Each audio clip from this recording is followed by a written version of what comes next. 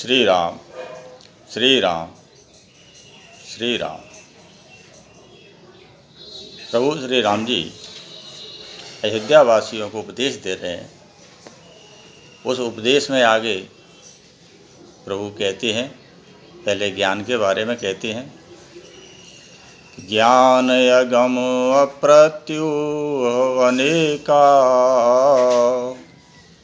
साधन कठिन मन कहूँ टेका, करत कष्ट बहु पावई को, भक्तिहीन मोहे प्रिय नहीं सो। प्रभु श्री राम जी कहते हैं, ज्ञान मार्ग बहुत ही अगम्य है, बहुत कठिन है। इसमें अनेक सारी बाधाएं आती हैं, कष्ट भी उठाना पड़ते हैं, क्योंकि इसमें मन के लिए कोई आसरा नहीं है। जैसे भक्ति मार्ग में तो आप प्रभु की मूर्ति को सामने रख सकते हैं, लेकिन ज्ञान में कोई छवि नहीं होती, कोई मूर्ति नहीं होती। इसके बावजूद भी यदि जीव कष्ट सहन करने के बाद और ज्ञान को प्राप्त कर लेता है, लेकिन उसमें भक्ति नहीं है, राम जी कहते हैं मुझे ऐसा ज्ञानी प्रिय नहीं है। मुझे तो सबसे अधिक प्रिय मेरे भक्त हैं, और भक्ति जो है किसी के अधीन नहीं है कि भक्ति स्वतंत्र सकल गो सुख खानी, बिनु सत्संगन पावै प्राणी। भक्ति स्वतंत्र है, ये किसी के नियंत्रण में नहीं है, और जीव को सारे सुख देने के लिए ये खजाना है। सभी प्रकार के सुख भक्ति में विराजमान है, लेकिन ये भक्ति सत्संग से ही प्राप्त होती है। अब सत्संग का अर्थ बड़ा महत्वपूर्ण है। सामान्य तौर पर हम सत्संग का अर्थ निकालते हैं, हरि चर्चा कर रहे हैं, कथा सुन रहे हैं, कथा कह रहे हैं। तो इसको अगर अलग अलग किया जाए, सत धन संग, अर्थात सत्य के साथ। और सत्य क्या है? भोले बाबा कहते हैं, उमा कहूँ में अनुभव अपना, सत हरि भजन जगत सब सपना। भोलेनाथ कहते हैं, हे पार्वती, ये सारा संसार तो मिथ्या है, झूठ है। भैया कहती है तो फिर सत्य क्या है? बोले सत्य है भगवान का भजन। अर्थात हम भगवत भजन के साथ साथ अपना जीवन यापन करें। हम किसी भी क्षेत्र में हों, कहीं भी हों, कुछ भी कर रहे हों, भगवान का भजन हमारे अंदर चलता रहे, तो हमें किसी भी बात की कभी कोई कमी नहीं आएगी, और ना ही हमें इस दुनिया में लौट के आना पड़ेगा। तो एक तो सत्संग ही है, एक सत्य मृत्यु भी है। आप मृत्यु को स्मृति में रखिए। हम कहीं जा रहे हैं, हो सकता है रास्ते में हम मृत्यु से भेंट हो जाए, हो सकता है पलंग पे पड़े पड़े मृत्यु से भेंट हो जाए। जब हमको ये उसके नज़दीक, उसके साथ स्वीकार करेंगे, हम मानेंगे कि मृत्यु हमारे साथ में है, भगवान भी साथ में हैं और मृत्यु भी साथ में है, लेकिन हम उन्हें महसूस नहीं करते। इसीलिए हमें मृत्यु और भगवान को एहसास करना चाहिए कि जी दोनों ही हमारे नज़दीक हैं। तो भगवान नज़दीक है, इसके लिए हमें भजन नित्य व्रत करते रहना चाहिए। और मृत्यु भी हमारे पास में है, इसलिए हम ऐसा कोई कर्म न करें जिसका हमारे लिए दुष्परिणाम हो। क्यों? हम अभी कोई गलत काम करके निपटे और हमारी मृत्यु हो गई तो फिर वो गलत का दंड तो भोगना ही पड़ेगा ना। फिर हमें सुधारने का समय नहीं है। ये नहीं है कि चलो हमने आज गलती कर दी, कल इसको सुधार लेंगे, उसका मौका ही नहीं है। तो ये है सत्संग।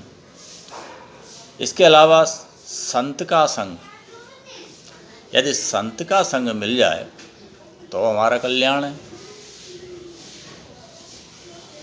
संत कैसे मिले?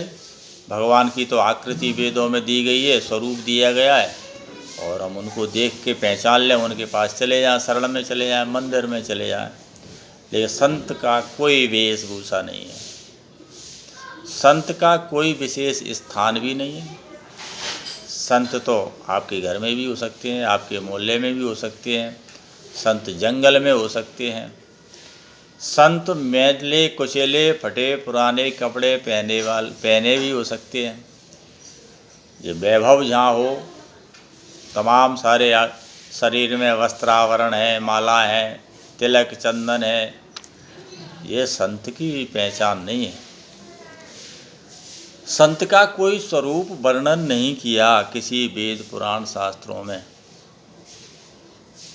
संतों के लक्षणों का विवरण दिया गया है। संतों को हम लक्षणों से पहचान सकते हैं, और लक्षणों के लिए हमें साथ रहना पड़ेगा।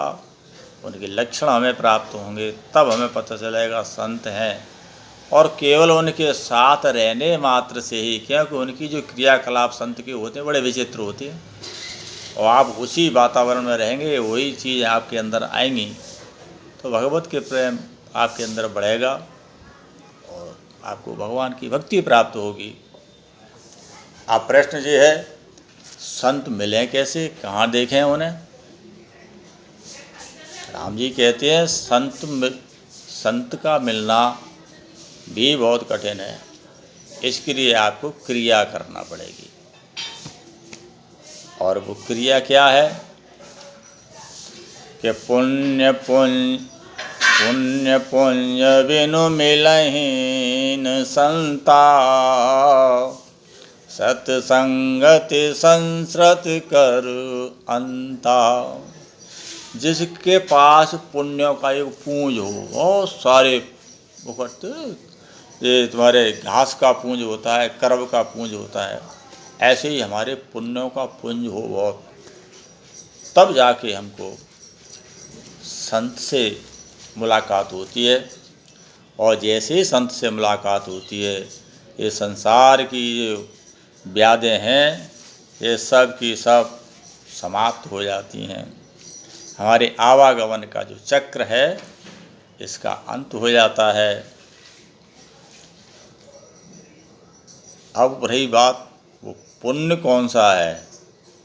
पुण्य भी तो तमाम होते हैं, बहुत सारे पुण्य हैं, लेकिन वो पुण्य कौन सा है जिससे संत की प्राप्ति होती है?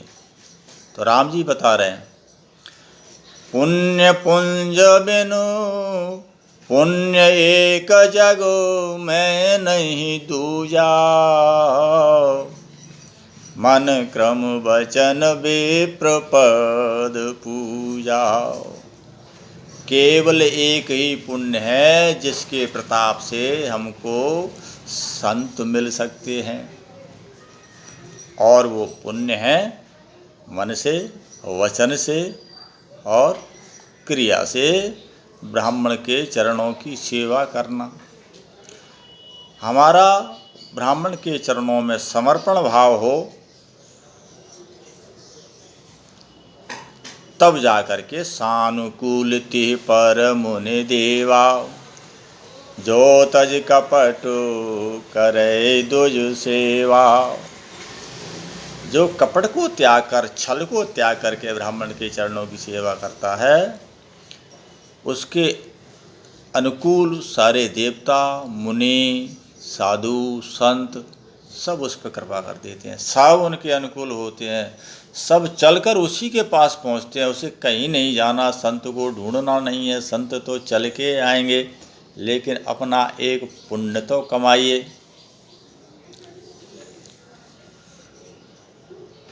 कि औरों एक गुप्त मत सबई कहों कर जोर। शंकर भजन बिना नर भगतिन पावै मोर। लखन सिया रामचंद्र शंकर हरि ओम। जय जय सिया राम जी, हरे बोलो हनुमान हरि की। प्रभु श्री राम जी कहते हैं, एक मेरा एक गुप्त राज और है। बोल क्या? बोले गुप्त राज ये है, जिसे मैं हाथ जोड़ के आप सब लोगों से कह रहा हूँ, भोले बाबा का भजन किए बिना मेरी भक्ति प्राप्त नहीं होती। जीव को मेरी भक्ति चाहिए तो उसका दूसरा गुप्त मार्ग ये है कि भोले बाबा का भजन करिए। और जैसे ही भोले बाबा प्रसन्न होते हैं, वो प्रसन्न होकर के एक ही चीज़ देते हैं, क्या? राम की भक्ति। काकभूषण जी को राम भक्ति तो दी थी, और राम जी का जो भजन करते हैं, राम जी उन्हें एक ही चीज़ देते हैं। बोले क्या? बोले शिव जी की भक्ति। ये एक ही रूप है, एक ही स्वरूप है। तो राम जी की भक्ति के लिए भोले बाबा का भजन भी करना पड़ेगा, और ब्राह्मणों की सेवा प्राप्त करके संतों का संग पाइए। ये सारा विवरण श्री राम जी ने सुनाया है। इसके बाद इस प्रसंग को यहीं पूर्ण करते हैं।